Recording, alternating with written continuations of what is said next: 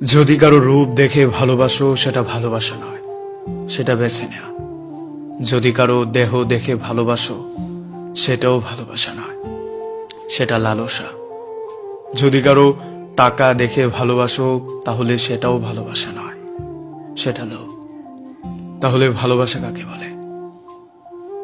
যদি কারো মন দেখে ভালোবাসো তাহলেই সেটা ভালোবাসা।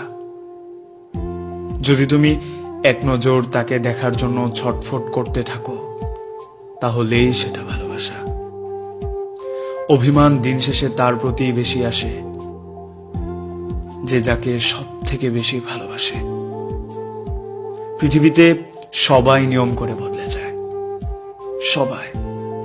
ইচ্ছে হলে তুমিও বদলে যেতে পারো, আপত্তি নেই। কারণ মানুষকে বিশ্বাস করা এখন পাপ হয়ে দাঁড়িয়েছে। এখন মানুষ বদলে যাওয়াটাই নিজের ধর্ম বানিয়ে নিয়েছে। তারপরেও তাদের মধ্যে কিছু মানুষ থেকেই যায় যারা কখনোই বদলায় না, বদলাতে চায় না। আসলে মানুষের স্বভাবটা একটু অন্যরকম। একটু যত্ন পেলে আর একটু আদর পেলে থেকে যেতে চায়। তার মধ্যেও তোমার যদি চাওয়া বেশি হয় তবে তুমি ঠকবে, কষ্ট পাবে, দুঃখ পাবে। চাওয়া বেশি থাকতে নেই। ধরো তুমি সারাদিন একটা মানুষ আসবে বলে চেয়ে থাকলে, দিন শেষে সেই মানুষটাই আসলো না, তখন তুমি একটা অনাকাঙ্ক্ষিত কষ্ট পেয়ে বসলে।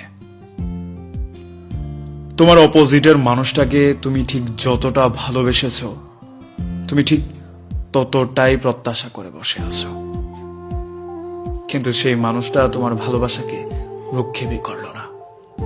তুমি কষ্ট পাবে, তোমার তীব্র যন্ত্রণা হবে। এই কষ্ট, এই তীব্র যন্ত্রণা তুমি কাউকেই বলতে পারবে না। তবে হ্যাঁ, আমাদের এই জায়গাটাও একটু নজর রাখা উচিত। কাউকে এতটা কষ্ট দিতে নেই যতটা কষ্ট পেলে মানুষ কাঁদে,